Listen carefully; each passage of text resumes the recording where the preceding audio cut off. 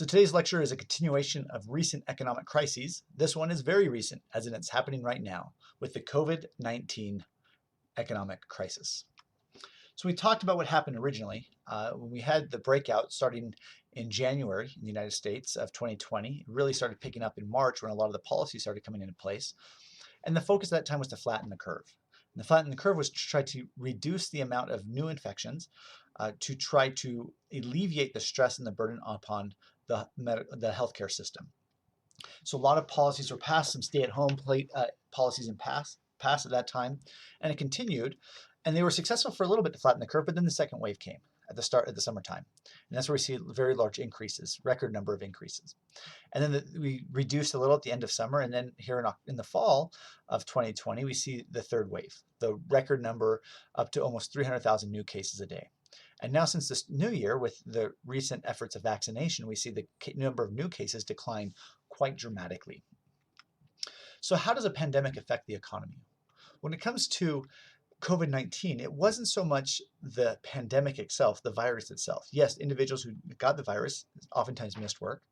Individuals also passed away, over 500,000. And so there is that effect, but the biggest effect came from the governmental response, and it came through unemployment. So we look at historical numbers. So these are number of first-time claims on unemployment insurance since 1967. And you see that never a point in history has it been over 1 million. And then in 2020, March 21st, 3.3 million people applied for unemployment insurance. That means 3.3 million people lost their jobs.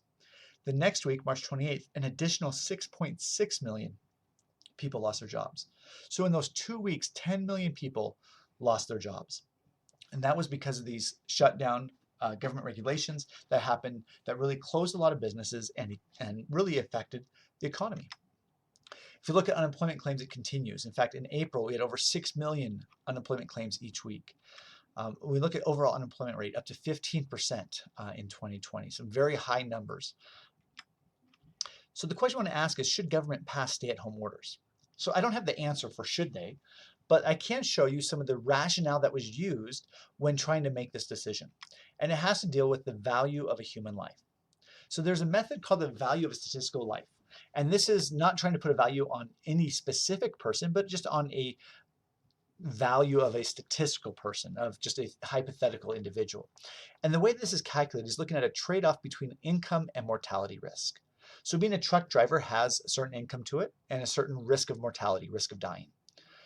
Ice truck drivers are much more risky, much more likely to fall through the ice, and therefore their mortality risk is much higher. The question is, how much would we have to pay you in order to take on that additional risk?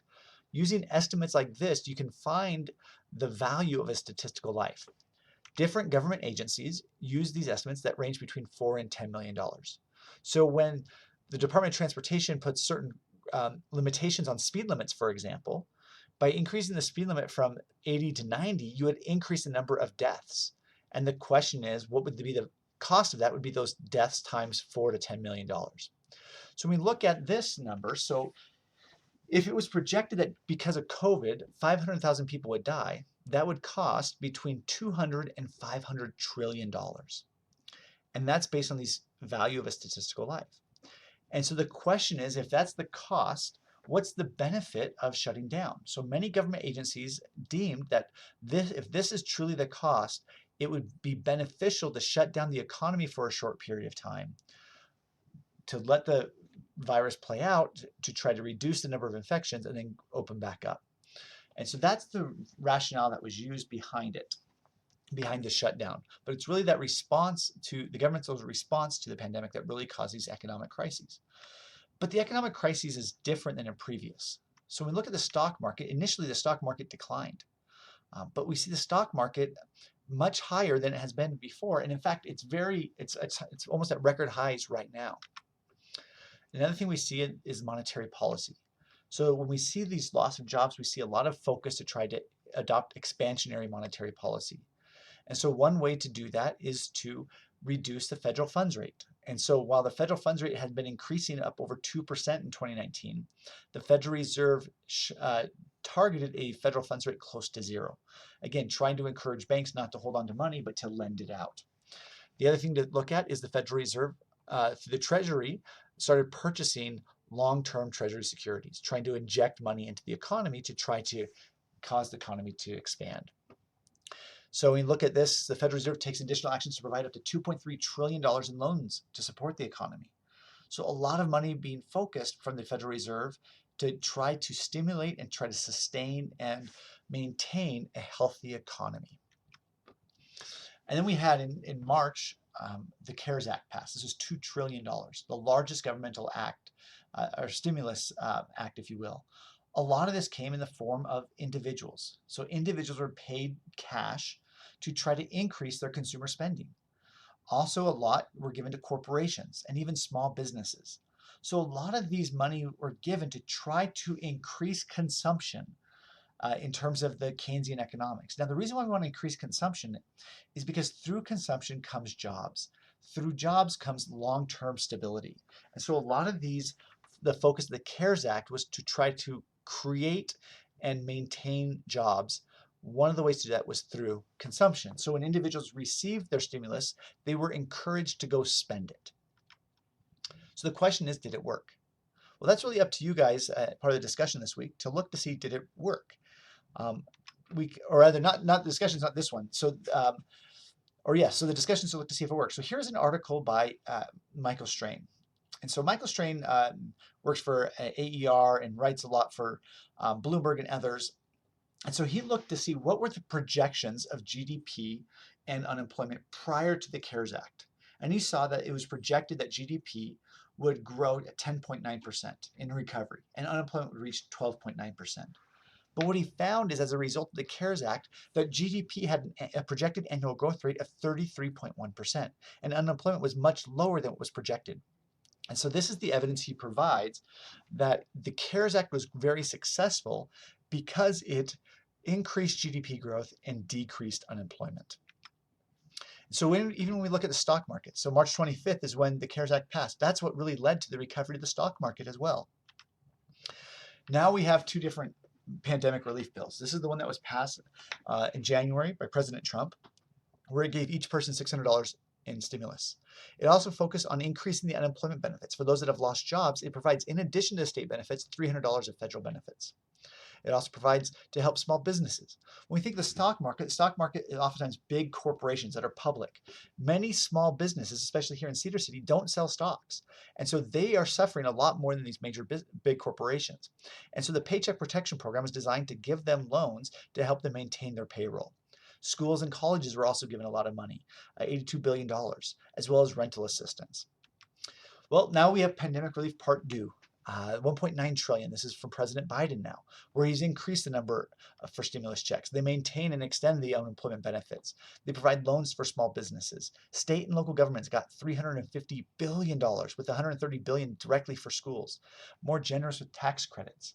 And so these were all programs focused to try to improve the employment and to increase consumption. So how do you pay for this? This can be a very expensive program. So how do you actually pay for it? Well, the way these pay for it is through deficit spending. That is, the government's going to borrow money to spend it today and then pay interest on that tomorrow. So if you think about scenario one, if you borrow $20,000 to start a business and the interest rate is 5%, but your business has a profit margin of 10% in the very first year, is this a good idea to borrow money to start this business? And most people would answer yes. A second scenario, if you borrow $20,000 to start a business and the interest rate is 5%, but your business doesn't go as planned and you don't make a profit that first year, or even the second year, well, then you'd argue that that loan isn't very good. But ex ante, before you know the outcome, a lot of the matters of if this is loan a good idea is a matter of how successful the money is going to be used in terms of giving a return on the investment. So here's another application. Is it bad to borrow money to purchase a home? Most people say no. In fact, it's recommended that individuals purchase a home that's either 2 times or 2.5 times their income, right? And so this argument is it's okay to borrow money if there's a good return on that investment. Is it bad to borrow money to start a business? Many people would argue no. Is it bad to borrow money to go to college? Most estimates argue that the return on investment is over 15% for every dollar spent on education. And so we talk about the government doing this, is the government's also doing deficit spending. So the federal government can run a budget deficit, meaning they can spend more than they bring in. And they do that with treasury bonds and others to be able to pay those off in the future. However, state governments are required to balance their budgets, so they can't actually use this. And so we talked about budget deficit spending. This is a big challenge. So when you think of like Utah, for example, in the 2020-21 academic year, SU experienced a growth of 10% in the number of students. However, the amount of state appropriations were actually reduced by 2.5%. And so the question is, would it be wise for the state to borrow money to fund higher education? So if they can borrow money to fund higher education, they can then increase the educational outcomes of these students who then get better jobs in Utah and pay higher taxes and create more jobs in Utah. And so oftentimes that's why we have government intervention in higher education, is for this exact reason. But the state of Utah can't borrow money, and so that's why they oftentimes turn to the federal government to do deficit spending, to give states money to run this. And so that's just an example of deficit spending. So deficit spending isn't always bad. It can be, but it can also be very good. It all depends on what the return on the investment is. We see from the CARES Act that it does appear that the return on investment was greater than what was spent. But when it comes to these recent COVID relief bills, the jury is still out.